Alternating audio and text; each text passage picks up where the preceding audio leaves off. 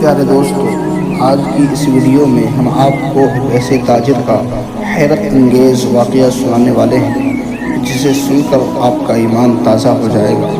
دوستو، ایک بحری جہاز یعنی ایک سمندری جہاز جس پر کافی بوجھ تھا، تجارت کا سامان اور تاجر اس جہاز کے اوپر سوار تھے۔ اب سفر کے دوران بیچ سمندر میں طوفان کی وجہ سے جہاز پانی میں ہی اچھلنے لگا اور بالکل ڈوبنے کے قریب ہو گیا۔ تو اس جہاز کے کیپٹن نے ایک تجویز سب کے سامنے پیش کی کہ دیکھیے، جہاز کے اوپر بوجھ بہت زیادہ ہو گیا ہے، اس لیے اب اگر ہم سب کو زندہ رہنا ہے تو آپ لوگ اپنا کچھ سامان سمندر میں پھینک دیں تاکہ جہاز تھوڑا ہلکا ہو جائے اور ہم آسانی کے ساتھ کنارے لگ جائیں، کیونکہ ہماری جانیں زیادہ قیمتی ہے۔ اس سامان کے مقابلے میں سب نے کیپٹن کی بات پر اتفاق کیا اور سب نے مل کر کہا کہ ایک جو سوداگر ہے یعنی ایک جو تاجر ہے وہ کافی سامان لے کر آیا ہے، اس کا سامان پھینک دیا جائے تو ہم سب ڈوبنے سے بچ جائیں گے، اور اس کا سامان جتنا ہے اتنا اگر پھینک دیا جائے تو ہمارا جہاز آسانی کے ساتھ کنارے لگ جائے گا۔ تب تاجروں نے اس بات پر اتفاق کیا، لیکن جس تاجر کا سامان پھینکا جانے والا تھا اس نے کہا کہ میرے اکیلے کا کیوں؟ جب سب سوار ہے تو صرف میرے اکیلے کا سامان ہی کیوں پھینکا جائے، بلکہ سب تاجروں کا تھوڑا تھوڑا سامان سمندر میں پھینک دیا جائے تو سب پر تقسیم ہو جائے گا اور ہم سب کی جانیں بھی بچ جائیں گی۔ لیکن سب تاجروں نے اس نئے سوداگر یعنی نئے تاجر کے خلاف بغاوت کر دی، اس سے لڑائی جھگڑا شروع کر دیا، اور جھگڑا اتنا بڑھ گیا کہ سب تاجروں نے مل کر اس نئے تاجر یعنی اس نئے سوداگر کو اس کے سامنے کے ساتھ سامان کے ساتھ اس سے بھی اٹھا کر سمندر میں پھینک دیا اور اپنا سامان جاری رکھا۔ دوستو، تاجر کو تو سمندر میں پھینک دیا گیا اور وہ آخر دم تک سمندر کی لہروں سے لڑتا رہا۔ آخر کار تھک کر وہ بے ہوش ہو گیا، لیکن کچھ دیر کے بعد جب وہ ہوش میں آیا تو اسے معلوم ہوا کہ سمندری لہروں نے اسے کسی نامعلوم ویران جزیرے میں لا کر کنارے کر دیا ہے، جہاں نہ کوئی آدمی نہ کوئی جانور اور نہ دور دور تک کوئی ٹھکانہ تھا، بس چھوٹا سا جنگل اور پانی ہی پانی تھا۔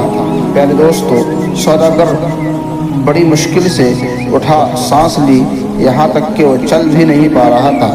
وہ گھٹنوں کے بل گر گیا اور کہا کہ اے پروردگار، اس مشکل صورتحال میں میری جان کو بچا لی اور میری فریاد سن لے۔ پیارے دوستو، کئی دن وہاں پر اس تاجر کے گزر گئے۔ اس دوران تاجر نے درخت کے پھل کھائے اور خرگوش کا شکار کر کے اس سے گزارا کیا۔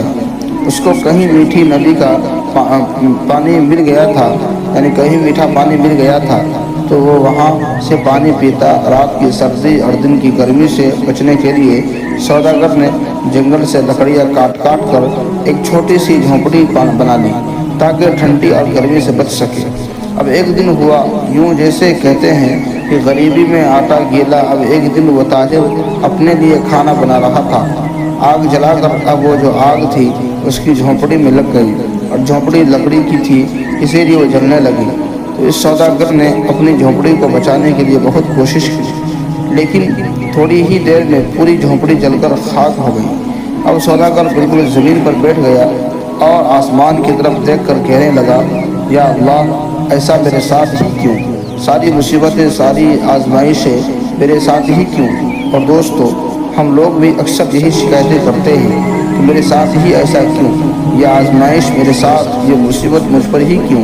ایسے ہی اس تاجر نے کہا تھا کہ اللہ، ایسا میرے ہی ساتھ کیوں؟ ایک تو مجھے غلط طریقے سے سمندر میں پھینک دیا گیا، اور اب یہ چھوٹی سی جھونپڑی میں نے بنائی تھی، یا اللہ، تو نے اس کو بھی جلا کر راکھ کر دیا۔ یا اللہ، اب میرے پاس کچھ بھی نہیں بچا، میں اس جگہ پر اجنبی ہوں، تنہا ہوں۔ یا اللہ، آفت مجھ پر ہی کیوں آتی ہے؟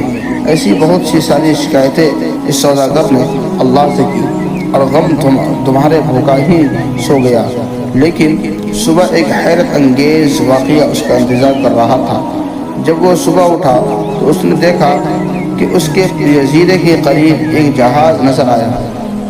کچھ لوگوں کو اس نے دیکھا جو اسے لینے کے لیے آ رہے تھے، اس کی مدد کرنے کے لیے آ رہے تھے۔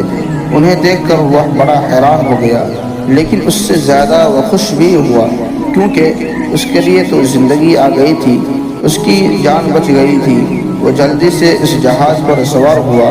خوشی کی شدت سے اس سوداگر کو یقین نہیں آ رہا تھا کہ جہاز والے اسے بچانے کے لیے آئے ہیں۔